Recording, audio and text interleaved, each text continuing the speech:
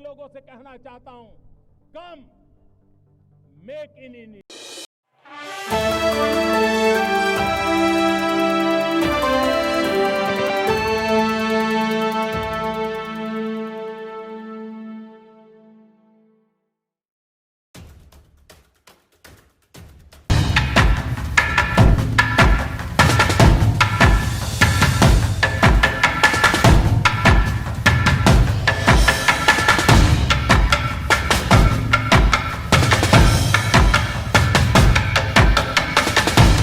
पंजाब के हजारों किसान विरोध प्रदर्शन के लिए दिल्ली पहुंचने की कोशिश कर रहे हैं।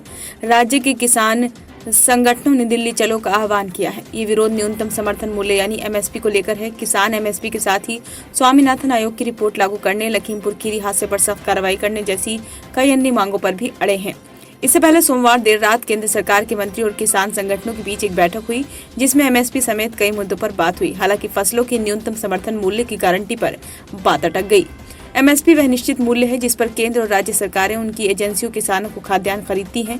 ये खरीदी केंद्रीय पूल के तहत की जाती है, जिसका उपयोग सार्वजनिक वितरण प्रणाली यानी कि पीडीएस और अन्य कल्याणकारी योजनाओं के तहत खाद्यान्न मुहैया कराने के लिए किया जाता है।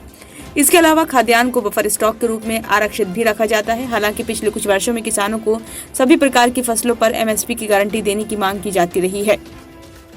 केंद्र सरकार कृषि लागत और मूल्य आयोग की सिफारिशों के आधार पर हर साल रबी सीजन से पहले 24 फसलों के लिए एमएसपी अधिसूचित करती है। इन फसलों में अनाज, मोटे अनाज और दालें जैसे खाद्यान्न शामिल हैं। हालांकि सरकारी खरीद काफी हद तक कुछ खाद्यान्नों जैसे धान, गेहूं और कुछ हद तक दालों तक ही सीमित है। इनमें सबसे ज्यादा खरीद चावल और गेहूं की होती है। 14 खरीफ फसलों के लिए एमएसपी होती है। ये फसलें हैं धान, ज्वार, बाजरा, रागी, मक्का, अरहर, मूंग, उड़द, मूंगफली, सूरजमुखी के बीज, सोयाबीन, तिल, नाइजर सीड यानी कि राम तिल और कपास। वहीं 10 रबी फसलों के एमएसपी दी जाती है। ये फसलें हैं गेहूं, नौ, चना, मसूर, सरसों, कुसुम, टोरिया और अन्य फसलें, कोपरा, भूसी रहित, नारियल और जूट। खाद्यान्नों की खरीद बड़े पैमाने पर कुछ राज्यों में केंद्रित है। देश में सबसे ज्यादा गेहूं का उत्पादन करने वाली 3 राज्य मध्य प्रदेश, पंजाब और हरियाणा इसकी ज्यादातर खरीद करते हैं। वहीं चावल का उत्पादन वाले 6 बड़े राज्यों में पंजाब, तेलंगाना, आंध्र प्रदेश, छत्तीसगढ़, ओडिशा और हरियाणा की खरीद में ज्यादातर हिस्सेदारी होती है। केंद्र सरकार की खरीद नीति के अनुसार सार्वजनिक खरीद का उद्देश्य ये सुनिश्चित करना है कि किसानों को उनकी उपज के लिए लाभकारी मूल्य मिले। यदि किसानों को एमएसपी की तुलना में बेहतर कीमत मिलती है तो वे अपनी उपज खुले बाजार में भी बेच सकते हैं। एमएसपी किसानों को सरकार द्वारा खरीदी जाने वाली फसलें उगाने के लिए प्रोत्साहित करता है। चूंकि गेहूं और चावल पीडीएस के तहत प्रदान किए जाने वाले प्रमुख खाद्यान्न हैं, इसलिए इन फसलों की ज्यादा खरीदी होती है। यही कारण है कि फसलों का उत्पादन गेहूं और धान पर ज्यादा केंद्रित हो जाता है और किसानों को दालों जैसी अन्य वस्तुओं का उत्पादन करने के लिए प्रोत्साहन नहीं मिलता है। इसके अलावा इससे जल स्तर पर दबाव पड़ता है, क्योंकि ये फसलें पानी की अधिक खपत करती हैं। कुछ राज्य सरकारों ने किसानों को धान और गेहूं के अलावा अन्य फसलों के उत्पादन को प्रोत्साहित करने के लिए कुछ कदम उठाए हैं। उदाहरण के लिए हरियाणा ने एमएसपी के लिए योजना शुरू की, जिससे किसान मक्का, बाजरा, दाल या कपास उगा सके। योजना के तहत विविध फसलों की उपज को राज्य सरकार एमएसपी पर खरीदती है।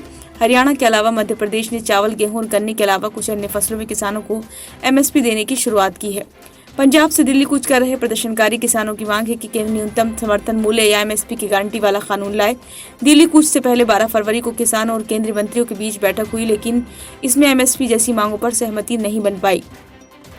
किसान नेता सरवन सिंह बंधेड़ ने कहा कि उनकी मुख्य 3 मांगे एमएसपी की गारंटी, किसानों के कर्ज माफ करने और 60 से अधिक उम्र के किसानों को पेंशन देने पर सहमति नहीं बन सकी। बैठक का हिस्सा रहे केंद्रीय कृषि मंत्री अर्जुन मुंडा ने कहा, परामर्श की आवश्यकता है। इसके लिए हमें राज्यों से बात करने की आवश्यकता है। हमें चर्चा करने के लिए एक मंच और समाधान ढूंढने की जरूरत है। भारत सरकार किसानों के हितों की रक्षा करने के लिए बाध्य है। जनता को परेशानी में नहीं डालना चाहिए। किसान यूनियन को इसे समझना चाहिए।